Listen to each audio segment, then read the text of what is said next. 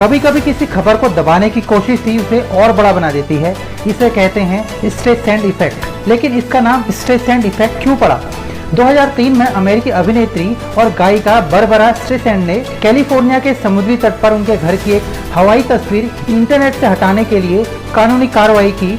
उस वक्त उस तस्वीर को बहुत कम लोगों ने देखा था, लेकिन तस्वीर हटाने की कोशिश की खबर सामने आई और लोगों की उत्सुकता बढ़ गई। नतीजा, जिस तस्वीर को कुछ लोग ही जानते थे उसे बाद में लाखों लोगों ने देखा।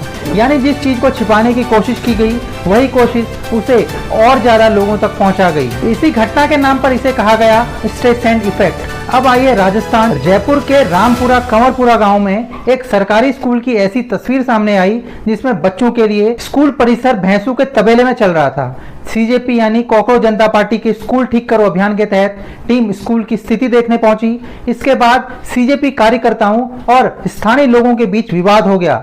मारपीट और गाड़ियों में तोड़फोड़ के आरोप लगे और दोनों ही तरफ से एक दूसरे पर एफआईआर दर्ज की गई। सीजेपी ने आरोप लगाया कि उन पर राजनीतिक लोगों के इशारे पर हमला किया गया। इस पूरे विवाद का नतीजा क्या हुआ? जिस स्कूल की बदहाली की तस्वीर शायद सीमित लोगों तक पहुंचती, अब उसकी चर्चा और ज्यादा फैल गई। यानी अगर मकसद खबर को दबाना था तो नतीजा बिल्कुल उल्टा निकला। अब आलम यह है कि देश के सरकारी स्कूलों की ऐसी ऐसी तस्वीरें सामने आ रही हैं कि हर नेता को शर्म आनी चाहिए। सवाल किसी एक पार्टी या किसी एक सरकार का नहीं है, सवाल उन बच्चों का है जिनके हाथ में किताबें होनी चाहिए, जिन्हें साफ सुथरी कक्षा, सुरक्षित भवन, शौचालय और पढ़ाई का बेहतर माहौल मिलना चाहिए। अगर किसी सरकारी स्कूल की हालत खराब है तो उसकी तस्वीर दिखाने वालों से सवाल करने के बजाय स्कूल की हालत सुधारने पर ध्यान होना चाहिए, क्योंकि स्कूल की बदहाली छिपाने से स्कूल ठीक नहीं होगा।